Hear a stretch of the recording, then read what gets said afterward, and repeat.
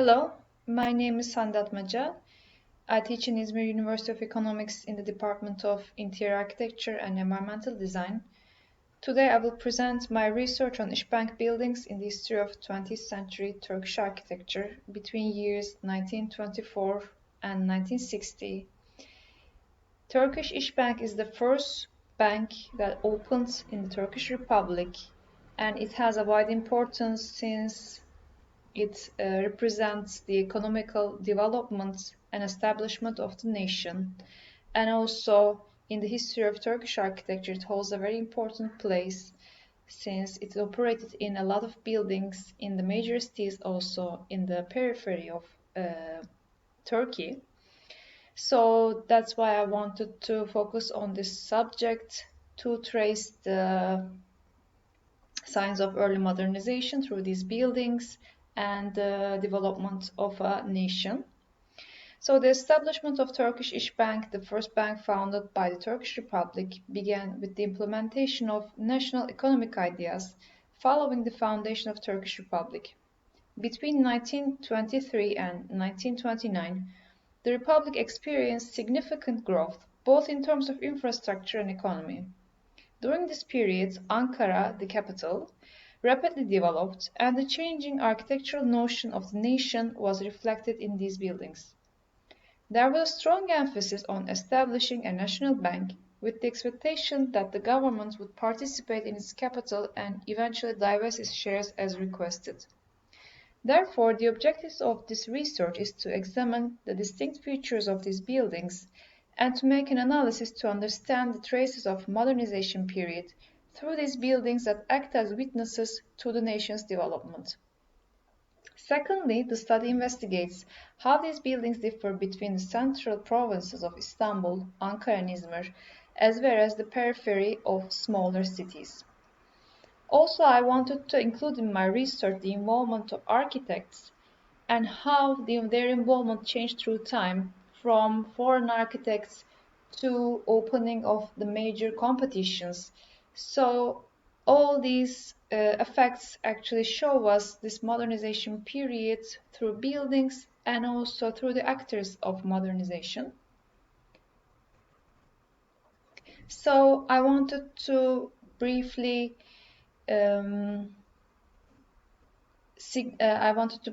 also talk about how I established my method, because from the 1924 through the 60s there are a lot of buildings that opened, and this research could have been made according to how these buildings change in the major cities and the periphery. But I also, throughout my research, I understood that the major changes occurs according to what year the building is made. So that's why I think making a chronological research would make more sense. So that's why I prepare some sections based on the years that the buildings were made, but also including how these buildings also differ in terms of where they're built.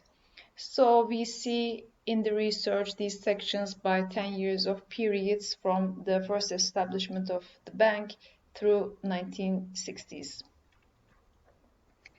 So we can say from the beginning, in the first years of 20th century, Turkish İşbank started its services on September 9, 1924, the Liberation Day of İzmir, with a cocktail opened in the building by General Directorate of Foundations, located on the west side of Ankara Palace. This small two-story building was later renovated according to the functions of the bank, but as time went on, with the increase in the number of jobs and employees, this building became insufficient, and in 1925 the idea of moving to a larger building arose. The first buildings in which İşbank operated during its foundation years belonged to famous architects of the period, such as architect Kemalettin Bey and Arif Hikmet Bey. Both buildings show traces of national architectural movement with the typical features of pointed arches and intertwined plaster forms, wide eaves, geometrically ordered facades, balconies, and railings. So this building and the second one as we can see, show traces of the first national architectural movement, which in Turkey we can say it's referred time to time as Turkish neoclassical movement or Ottoman revivalist style, because basically forms from the Ottoman architecture are driven, but this time these buildings are made from the modern techniques such as concrete buildings, but still they show traces of the Ottoman style.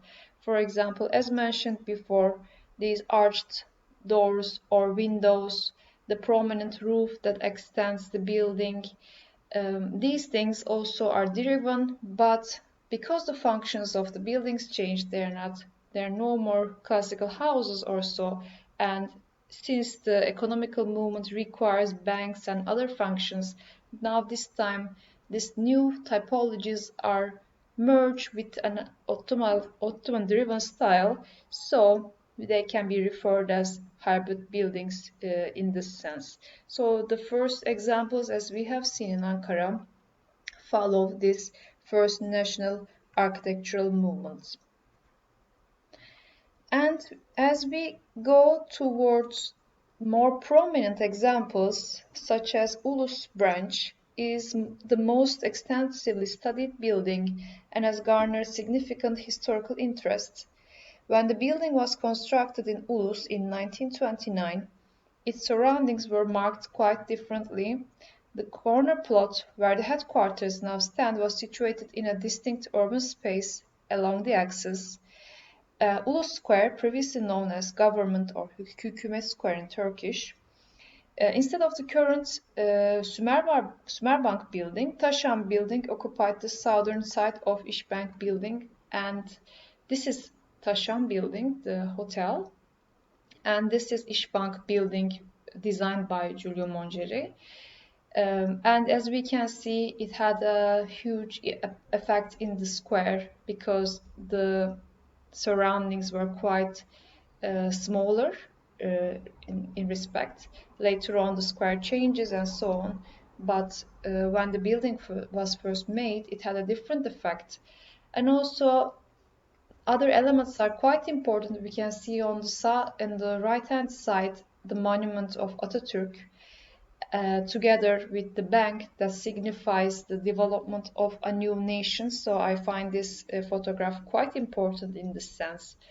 Also, when we see this sign that tells the foundation year of the bank, also is very important, standing like a crown on top of this building. When we look at the character of the building, we can say it has an eclectic style because this time it has Western influences as well as Ottoman revivalist influences, such as we can see better in this photograph. There is this elevated entrance and the horizontal bands that reflect the stories are quite prominent. The windows that are ordered in three pieces, the pointed arches, some tower-like elements that extends the facade. These are all driven from the first national architecture movement or Ottoman revivalist movement, whereas it has also a Western influence together, merging in a more hybrid style, we can say. And Giulio Mongeri was one of the prominent names and also one of the few names appearing inside some appearing together with Turkish architects as well. So we can see some of the interiors of this building, which the furniture also was made by important names of the era, and it has also a Baroque effect with curvilinear and vertical elements that are used together. Another building İşbank operated was Yeni Cami branch, but this was a 19th century building where İşbank later moved inside. But I found it important to mention here also the interiors were made by famous Armenian crafters in Turkish history, which are very important for the period. So later on, the branches expand because there is the need to open new branches. So apart from the major cities like Istanbul, Ankara, or Izmir, the bank starts to operate in smaller cities such as Balıkesir, Samsun, and Adana, and it has a lot of different buildings operating as well, and some of them I would like to mention here. Again, a building by Giulio Mongeri in 1928 is built in Edremit, and we can see Mongeri posing in the entrance of the building from a photograph from 1930. And we can see the similarity of these two buildings from Ulus and Edremit as well, which this building again is quite similar to Ulus, maybe less decorative, but it still shows the traces of the first national architectural movements, as it has a revivalist approach with a heightened entrance. We can see some decorations on the top. The entrance of the building is quite prominent, and usually this period of first national architecture is thought to be an architectural style that puts the facade on the front a lot. So the decorations on the facade, the appearance of the facade is very important for this period, and we can see traces of this influence in this building as well. Here is again another photograph, and it's very important looking at the surrounding that these cities are quite underdeveloped, but these buildings are very important.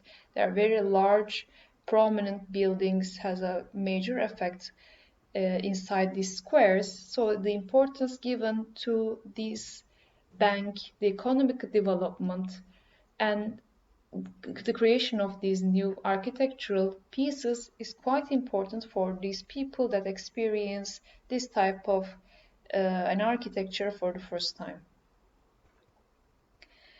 Towards the 1940s, we are seeing other examples still in smaller cities. This example is from Mersin. Now we can trace the change of this architectural style through what is termed as the second national movement, which is still has a revivalist approach, but it doesn't have that much decoration like that is visible in the first buildings. But we see a more monumental architecture that is resembling European classical style, like this one. And in this example, we see a regional influence as well that follows the southern architectural styles of the country. And in this one, we can see that although this is a concrete building, with the stone-cladded facade, it looks like a stone building as well. So through time, from the 20s, later 20s towards the 40s, there is a change towards the second national architecture movement, which we can see in this building as well. Another branch from Tarsus from the 40s, some of the dates are not quite precise, but this left-hand side building is from the 40s. We can see that it also shifts towards a more modernist approach. Another approach that was also termed as the modernist approach that was termed in Turkey in those years was cubic architecture, referring to modernist buildings, where on the left-hand side we can see a lot of traces. For example, a band of windows on a horizontal line that is marked with these linear white, let's say, elements again. And this time the buildings are free of decoration totally. they have straight lines, they're simplistic in their facades, not monumental and not embellished as first or the second national movements towards the 40s. We see a lot of examples like that. And on the right hand side, there is a renovation of the building, which is quite different than the 40s, where I find it more resembling post-war architecture, or towards the 50s, this griddle facade and the like a cassette facade that is visible, that is seen mostly in the hotel buildings also in Turkey or throughout Europe in the 50s. So this gradual change is quite strongly visible in İşbank buildings. Other branches like Samsun and Malatya from smaller cities also show these traces of modernization quite strongly in these photographs as well. Towards the 50s, I would like to mention a couple of agency buildings again. These are smaller branches, not a branch, but an agency building. They are referred to as agency buildings.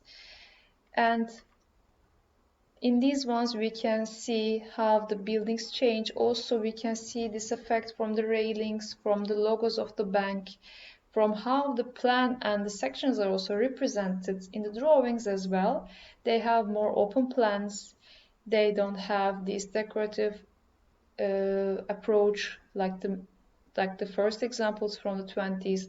Also, they don't have the monumental, grand, classical styles, but they represent the times simpler, plain architectural style of the 50s, where we can see in these examples.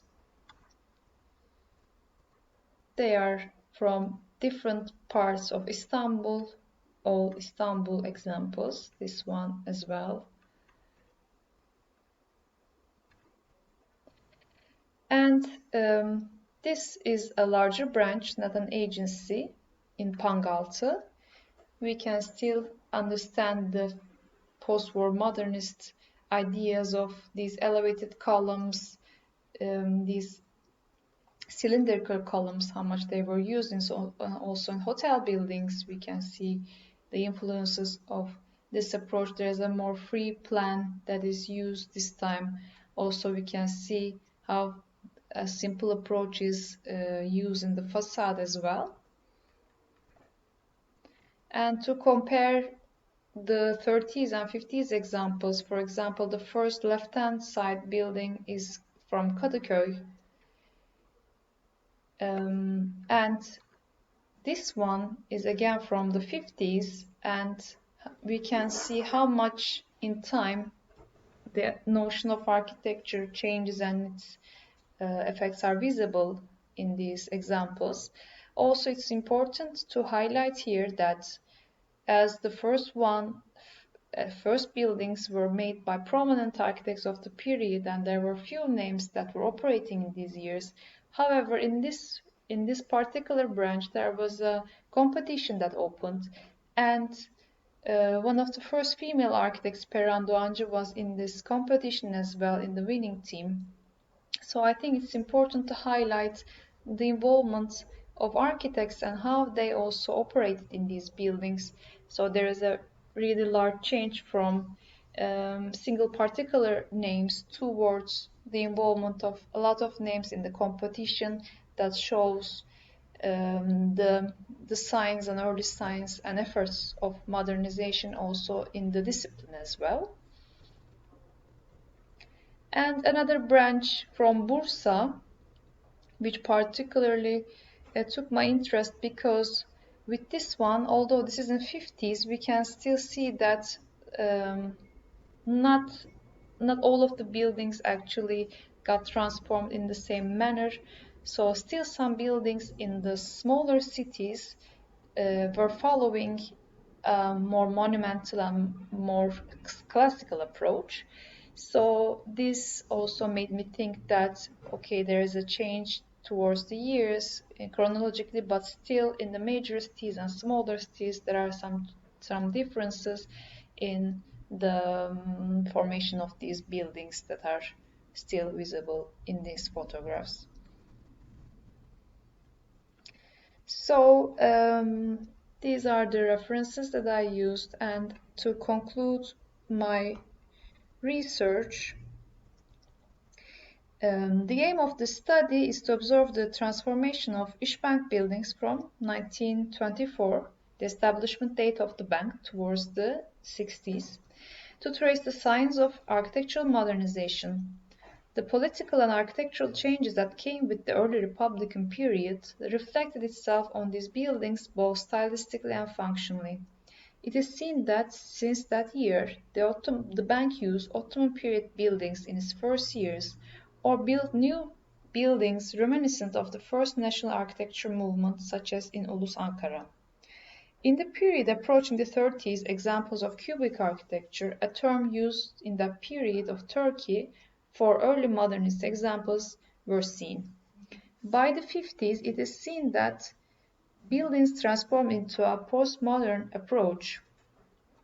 And despite this, although the languages of these buildings converge to each other, a common image of İşbank was not seen, and some particular changes, depending on where the building is made, are still apparent, as we see in Bursa example. Although the